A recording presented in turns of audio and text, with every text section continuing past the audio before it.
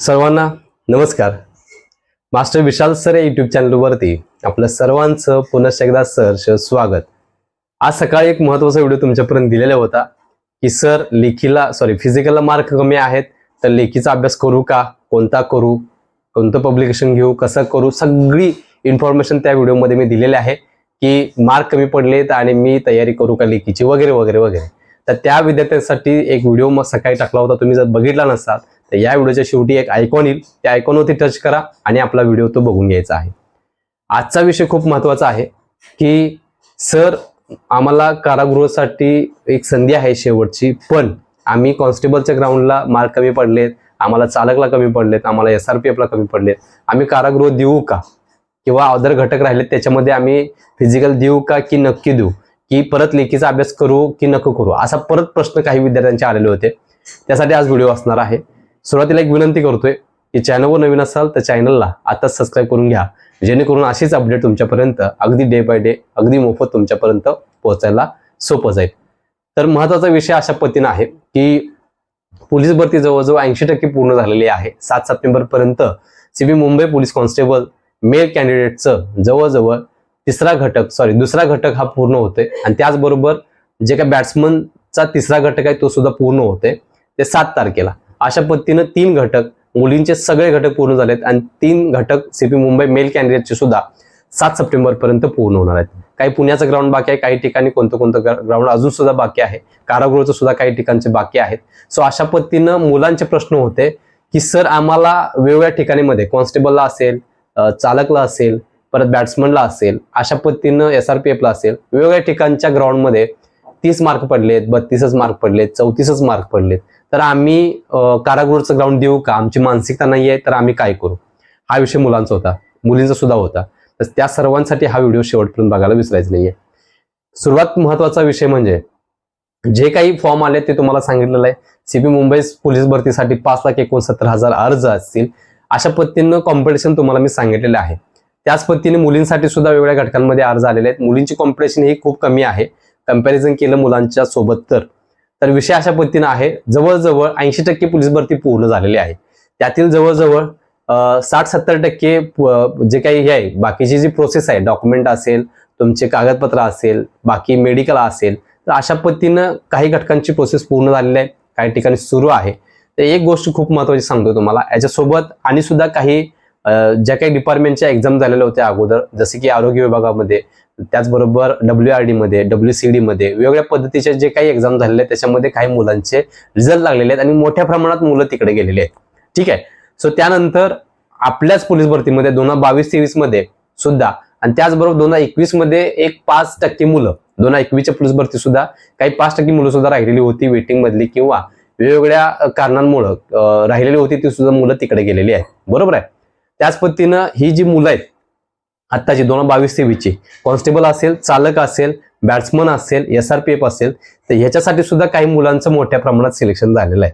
तर जी कॉम्पिटिशनची मुलं होती, ज्यांना ग्राउंडला मार्क चांगले पडणारी मुलं होती, जबरदस्त प्रॅक्टिस करणारी, नाही म्हणली तर 10% तर मुलं 100% ही अदर डिपार्टमेंटमध्ये, आणि त्याचबरोबर जे काही 2022-23ची भरती आणि 2021च्या काही घटकांमध्ये आणि आताच्या काही घटकांमध्ये, कारागृह सोडून बाकीच्या घटकांमध्ये सुद्धा काही मुलांचं सिलेक्शन झालंय, तिकडे त्यांची निवड झाली.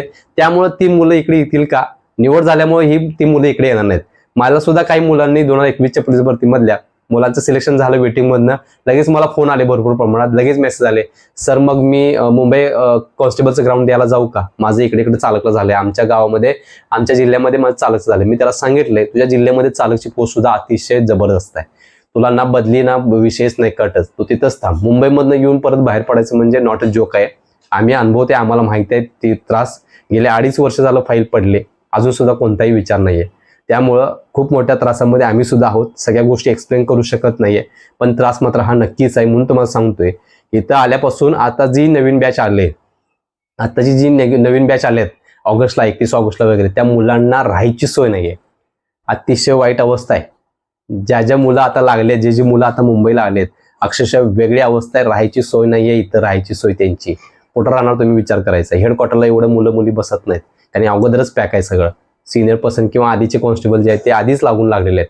त्यामुळे इथं राहायची अवस्था वेगळी झालेली आहे. कोण इकडे राहिले, कोण तिकडे राहिले, आणि वाईट अवस्था आहे, कोण कोणाची मदत करत नाही, ब्रोकरेज बिकरेज हे ते, पहिलं फी द्या, पहिले ढीगभर पैसे द्या, हे करा ते करा. त्याच्यावरती एक व्हिडिओ मी बनवणार आहे, तुम्हाला सांगत बसत नाही आता. पण वाईट अवस्था एवढी लक्षात ठेवायचं मुंबईची. आल्यानंतर जे जॉईन झाले त्या पोराने विचारायचं आता किती दमचाक होते. म्हणून तुम्हाला म्हणलो की नोकरी लागूपर्यंत ज्या काही गोष्टी आहेत त्यातले त्यात सोपे आहेत, पण नंतर नोकरी टिकवण्यासाठी किंवा स्वतःची काळजी घेण्यासाठी एकदा आतमध्ये आल्यानंतर वाईट अवस्था होते, एवढं लक्षात ठेवायचं. ना झोप, ना आरोग्य, ना कुटुंब, ना कोण. संपलं सगळं. अशा पद्धतीने सगळी प्रोसेस आहे. त्याच्यावरती एक दिवस व्हिडिओ बनवणार आहे की तिकडं ट्रेनिंग पूर्ण झाल्यानंतर बाहेर ज्यावेळी पडतोय कसम पिरियड घेतल्यानंतर इथं अवस्था काय होते, कशा पद्धतीने घेतोय. कारण आम्ही अनुभवलेत, आम्ही बघितले, आम्ही रूम शोधल्यात. लय वाईट अवस्था आहे, लक्षात ठेवा. सगळं फसवाफसवीची दुनिया आहे, सगळी फसवाफसवीची दुनिया आहे. एक दिवस त्याच्यावरती मी तुमच्यापर्यंत नक्कीच पोहोचणार आहे. पण आता विषय अशा पद्धतीने आहे की सर आमचं कारागृहासाठी सिलेक्शन होईल का, आम्ही ट्राय करू का, वगैरे वगैरे. तर 100% सांगतो या व्हिडिओच्या माध्यमातून. तुम्हाला जरी तुम्हाला 32 मार्क असतील, 34 मार्क असतील, 36 मार्क असतील, तर तुम्ही लेखीचा सुद्धा अभ्यास करा आणि त्यासोबत तुम्ही ग्राउंडचा सुद्धा अभ्यास करायचा आहे, लक्षात ठेवायचं. कारण तुमचे जे अपोनंट आहेत किंवा टॉपचे जे स्पर्धक आहेत ते अदर घटकामध्ये लागून गेलेले आहेत आणि ती मुलं इकडे फिजिकलला येणार नाहीत. त्याची नोंद घ्यायची आहे. समजलं काय म्हणतोय? जेवढी मला विद्यार्थ्यांनी विचारलेत की सर माझं ऑलरेडी ह्या ठिकाणी झालंय, मी तिकडे जाऊ का, तर मी त्यांना सांगितलंय की जाऊच नका. त्यांनी तिकडे जॉईन करून तिकडे त्यांनी ड्युटीला सुद्धा गेलेले आहेत किंवा ट्रेनिंगला सुद्धा गेलेले आहेत, एवढं लक्षात ठेवायचं. त्यामुळं एक 10% कॉम्पिटिशन ही कारागृहाची कमी झालेली आहे. जी टॉपची मुलं आहेत, टॉपची म्हणजे रनिंगसाठी म्हणतोय. आपल्याला काय विषय, आपल्याला लेखीपर्यंत क्वालिफाय व्हायचं आहे, बाकीचा नंतरचा विषय आहे. पण लेखीच्या अगोदर काय आहे, फिजिकल क्वालिफाय झालं तर लेखी आहे ना, हा विषय आहे. सो फिजिकलला सर मार्क कमी आहेत आणि मी जाऊ का, असा मुलं मुलींचा जो प्रश्न होता, त्या मुलींना मी सांगतो की 100% तुम्ही ग्राउंड द्या. तुम्हाला 32 फूट द्या, 34 फूट द्या. तुमचं जर लेखी चांगला असेल तर कारागृहाचा कट ऑफ हा नक्कीच त्यात एक 2-3 मार्कांनी कमी लागू शकतो. त्यामुळे तुम्ही तयारी आतापासून करायला काही हरकत नाहीये. काही मुलं म्हणत होते की तिथं होणार नाही, तिथं सुद्धा कॉम्पिटिशन असणार आहे, मग तुम्ही घरात बसून तुम्हाला कोणीही वर्दी देऊ शकत नाही. काही मुलांचं द्यायचं म्हणून गेलेले आहेत आणि तिथं त्यांचं कट ऑफ मध्ये मार्क बसलेले आहेत, त्याची लेखी चांगली होती, 87 मार्क पडलेले आहेत, तिकडे जॉईनिंग झालेलं आहे. अशा पद्धतीने सुद्धा मी ह्या पोलीस भरतीला काही मुलांचं बघितलेलं आहे. त्यामुळं एक विनंती करतोय, जे आपल्याला म्हणत असेल त्या सर्व विद्यार्थ्यांना विनंती असेल की तुम्हाला मार्क कमी पडतील म्हणून तुम्ही ग्राउंडला न जाणं हे चुकीचं, लक्षात ठेवायचं. तुम्ही ग्राउंडवर जा, तुम्हाला 32-34 मार्क पडल्यानंतर तुम्ही लेखीचा अभ्यास अगोदर केलेला असणार आहे. तुम्हाला 80-85 प्लस जरी घेतला कारागृहासाठी तरी सुद्धा तुमचं सिलेक्शन होणार म्हणजे होणार, एवढं लक्षात ठेवायचं. त्यामुळे तुमचे जे प्रश्न होते की सर आम्ही लेखीचा अभ्यास करू का, आम्ही कारागृहाचा अभ्यास करू का, कारागृहाचं ग्राउंड देऊ का किंवा प्रॅक्टिस करू का, आम्हाला चांगले मार्क पडतील का, अजून सुद्धा पुण्याचं ग्राउंड चालू नाही, लक्षात ठेवायचं. अजून पण मुंबईचं ग्राउंडच्या अनाउन्समेंट ऑफिशियल नाही आहे, पण 7 तारखेला ग्राउंड संपले आणि आतापर्यंत कोणत्याही पद्धतीने पॉज केला नाहीये.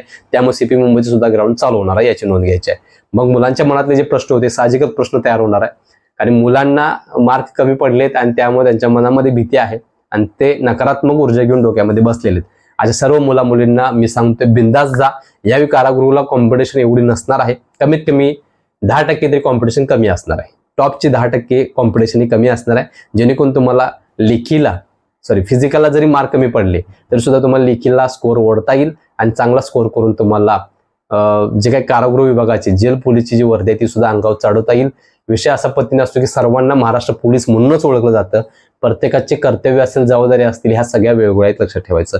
कॉन्स्टेबलचे वेगळे आहेत, चालकचे वेगळे आहेत, बॅट्समनचे वेगळे आहेत, त्याचप्रमाणे जेल पोलिसाचे वेगळे, SRPFचे वेगवेगळे. त्यांचे जे कर्तव्य आणि जबाबदारी आहेत त्या सिलेक्शन झाल्यानंतर तुम्हाला समजून येतील. प्रत्येक डिपार्टमेंटला ज्या घटकातून तुम्ही ट्रेनिंगला जाल त्या घटकामध्ये त्या घटकाची ज्या काही तुमचं पोस्ट असेल त्याची कर्तव्य, जबाबदारी वगैरे आंतरवर्ग बाहेरवर्ग प्रशिक्षण पूर्ण होत असतं. त्याच्यामध्ये वेळोवेळी तिथले जे लोक असतात प्रशिक्षक ते तुम्हाला सांगत असतात की अशा पद्धतीने. सो काळजी करायची गरज नाही. तुमच्या मनामध्ये जी भीती होती ती मी घालवलेली आहे आणि जे थांबलेली मुलं होती 100% आजचा व्हिडिओ बघितल्यानंतर 100% तुम्ही पळायला पाहिजे आणि ग्राउंड असेल तुमची ग्राउंडची तयारी अजून सुद्धा जोरात करायचं आहे. तुम्हाला गेल्या भरतीला 32 मार्क पडले असतील तर 34 मार्क कसे पडतील यासाठी ट्राय करायचं, लक्षात ठेवायचं. त्यामुळे घरात बसण्यापेक्षा ट्राय करा. अंगावरती वर्दी चढू शकते, कॉम्पिटिशन ही कमी आहे. त्यामुळे मी सांगतोय म्हणून कॉम्पिटिशन कमी आहे म्हणून मार्क कमी घ्यायचे नाहीत. अजून पण सांगतोय, फिजिकलला चालकला मुंबईला पण सांगितलं होतं 2-4 मार्क एक्स्ट्रा घ्या, तुमचं सिलेक्शन होईल, पॉसिबिलिटी वाढतील. जे कटाप असतो ते ऑफिशियल मी नाही, आपल्या महाराष्ट्रामध्ये कुणीच सांगू शकत नाही, ॲज इट इज, लक्षात ठेवा. ना डिपार्टमेंट पण सांगू शकेल, जे स्पर्धा घेतंय ते पण सांगू शकत नाही की कट ऑफ काय लागेल. आपला कट ऑफ अंदाजित असतो, सगळ्यांचाच कट ऑफ अंदाजित असतोय. त्यामुळं जोपर्यंत ऑफिशियल मार्क किती पडलेत, किती कोणत्या घटकाला किती पडलेत वगैरे तोपर्यंत येत नाही, तोपर्यंत कोणी सांगू शकत नाही, याची नोंद घ्यायची आहे. त्यामुळे विनंती करतोय, मी जे कट ऑफ सांगितलं त्याच्यापेक्षा 2-3 मार्क 4 मार्क जास्त घेण्याचा प्रयत्न करा, जेणेकरून तुमचं ओव्हरऑल तुम्हाला सुद्धा मार्क चांगले भेटतील, टॅली सुद्धा एकत्र फास्ट होईल, त्याच्यापेक्षा इन्क्रीमेंट म्हणजे जे काही मार्क आहेत ते वाढत राहतील आणि तुम्हाला सिलेक्शनची प्रोसेस ही मोठ्या प्रमाणात होणार, लक्षात ठेवायचं. त्यामुळे तुमच्या मनामध्ये जे प्रश्न होते ते सगळे गायब झाले असतील आणि तुमची जी शंका होती, मुलांचे जे प्रश्न होते की सर कारागृह देऊ का नको घेऊ, लेखीचा अभ्यास करू की नको करू, अशा पद्धतीनं, तर सर्वांना विनंती करतोय 100% तुम्ही फोकस करा. 100% कारागृहाचं सुद्धा ग्राउंड द्यायचं आहे आणि लवकरात लवकर वर्दी मिळवायची आहे, लक्षात ठेवायचं. हार मानायचं नाही अजिबात. घरात बसण्यापेक्षा 1-2 पाऊल आपल्या वर्दीसाठी टाकलेले कधीही चांगले, लक्षात ठेवायचं. अनुभव येईल, सिलेक्शन झालं तर अतिशय बेस्टच आहे, लक्षात ठेवा. वर्दी मिळेल, सगळ्याच गोष्टी होईल. एकदा ऑफिशियल आतमध्ये गेल्यानंतर तुम्ही अभ्यास करू शकताय. त्याच पद्धतीनं वेळोवेळी तुमचा वेळ आहे तो कशा पद्धतीनं तुम्ही वाचवायचा आणि कशा पद्धतीने परत वरच्या पोस्टला गवासणी घालायची, हे सगळ्या तुमच्या हातात, लक्षात ठेवायचं. काही जण म्हणतील लगेचच की ड्युटी करून जमत नाही वगैरे वगैरे, त्यांच्यासाठी काय विषय नाही. काही जणांची डिपार्टमेंट PSI कसे होतात लोक, मग खात्यांतर्गत जे PSIची परीक्षा वगैरे असते ते कसे होतात, मग हा असा विषय लक्षात ठेवायचा. त्यामुळं काळजी करू नका, 100% वर्दी भेटणार. कारागृह असू दे किंवा कुठला पण घटक असू दे, 100% प्रॅक्टिस करा. आणि आतापासून ज्यांनी सुरुवात केली नसेल लेखीला, त्यांनी परत एकदा जोरानं सुरुवात करा. येणाऱ्या काही दिवसांमध्ये वर्दी तुमच्या अंगावर असतील, लक्षात ठेवायचं. विषय आवडला असेल तर या व्हिडिओला लाईक शेअर करायला विसरायचं नाही. चॅनलवर नवीन असाल तर 100% या चॅनलला आताच सबस्क्राईब करून घ्या, जेणेकरून अशीच अपडेट तुमच्यापर्यंत वारंवार पोहोचवणार आहे. शेवटी सर्व विद्यार्थ्यांना आपल्या चॅनलकडून शुभेच्छा देतोय आणि मी इथं थांबतोय. तोपर्यंत धन्यवाद.